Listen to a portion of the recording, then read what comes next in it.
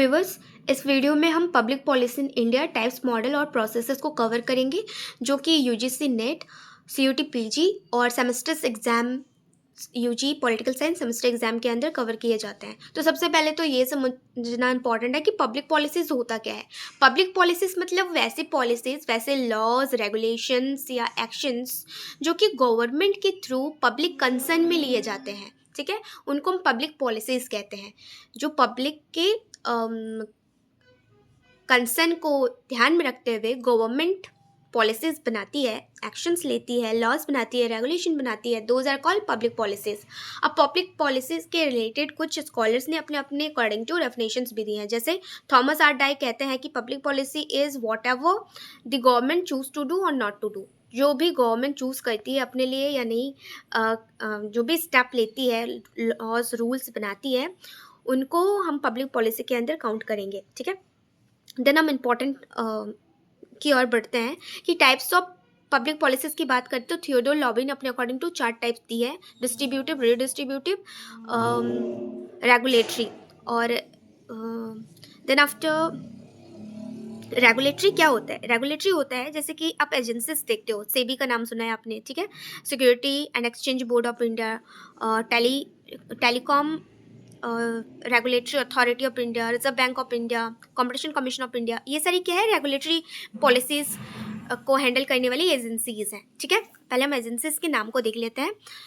Then after distributive policies. Distributive policies मतलब जो distribute करती है, जैसे पीडीएस पब्लिक डिस्ट्रीब्यूशन सिस्टम हो गया, स्कॉलरशिप हो गया, उसके बाद Ayushman Bharat health welfare programmes हो गए हैं, ये आ जाएंगी डिस्ट्रीब्यूटिव पॉलिसीज़ में। ठीक है, रीडिस्ट्रीब्यूटिव पॉलिसीज़ में कौन सी एजेंसीज आएंगी? तो इनकम टैक्स पॉलिसीज़, ये रीडिस्ट्रीब्यूटिव में आ जाएगी। Income tax policies, reservation policies. Then capitalist policies के अंदर फ्रॉक हॉक का नाम आता है इससे रिलेटेड, और इसके अंदर startup India, make in India, ये सारे आएंगे एजेंसीज के अंदर।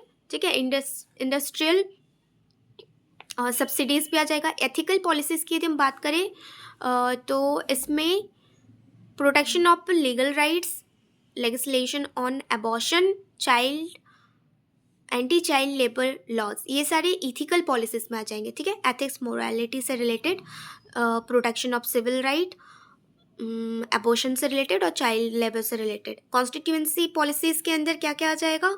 तो कॉन्स्टिट्यूएंसी पॉलिसीज़ के अंदर NITI Aayog 2015।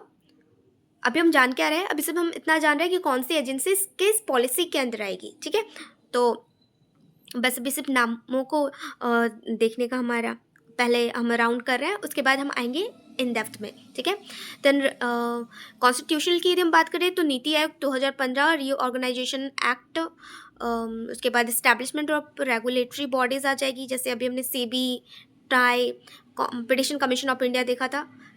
Conflict policy issues में जस्ट कॉन्फ्लिक्ट कमीशन इश्यूज़ के अंदर हमारा क्या क्या है?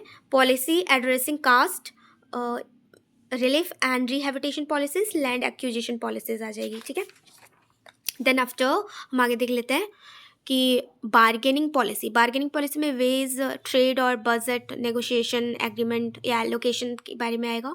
देन पॉलिसीज़ की यदि हम बात करें, मॉडल्स ऑफ पब्लिक पॉलिसी, तो प्रोसेस मॉडल डेविड स्टेन के द्वारा दिया गया है। एंड इसमें प्रोसेस मॉडल में प्रधानमंत्री जनधन योजना के एग्जाम्पल में है।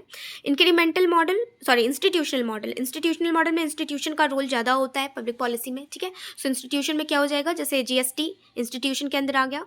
रैशनल मॉडल हर्बर्ट साइमन और थॉमस डाइन ने दी है, और रैशनल मॉडल के अंदर डायरेक्ट बेनिफिट ट्रांसफ़र एग्जाम्पल में हो जाएगा। इंक्रीमेंटल मॉडल वैसे मॉडल को कहा जाता है जो कि पुराने मॉडल्स जो कि नए कुछ छुटपुट बदलाव के साथ नए तरीके से पेश कर दिए जाते हैं। अभी हम एग्जाम्पल देंगे। वैसे इंट्रोड्यूस इसे प्रपोज किया गया था चार्ल्स लिंगडॉम के द्वारा, और इसके एग्जाम्पल में नरेगा होगा। नरेगा जैसे पहले जो नरेगा था, बाद में मनरेगा किया गया, Mahatma Gandhi national rural employment act. और अभी रिसेंटली इसका करंट अफेयर्स है कि इसे 2025 में फिर से चेंज कर दिया गया है इसके नाम को। और क्या न्यू नाम क्या है? तो विकसित भारत गारंटी फॉर रोजगार एंड आजीविका मिशन ग्रामीण एक्ट 2025, और जो कि 100 दिनों के लिए इसमें काम था, अब इसे 25 दिनों के लिए और बढ़ा दिया गया, मतलब 125 डेज वर्किंग कर दिया गया है, और इसका विज़न जो रखा गया है 2047 तक रखा गया है, ठीक है।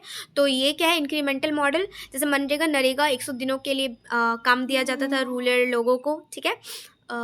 तो इस चीज़ को अब फिर से रीइंट्रोड्यूस किया गया गवर्नमेंट के थ्रू इंक्रीमेंटल मॉडल, मतलब छुटपुट थोड़े से नाम बदल के उसमें थोड़ा चेंजेस करके नए सिरे से फिर से इंट्रोड्यूस कर देना, this is called incremental model, ठीक है। उसके बाद इलीट,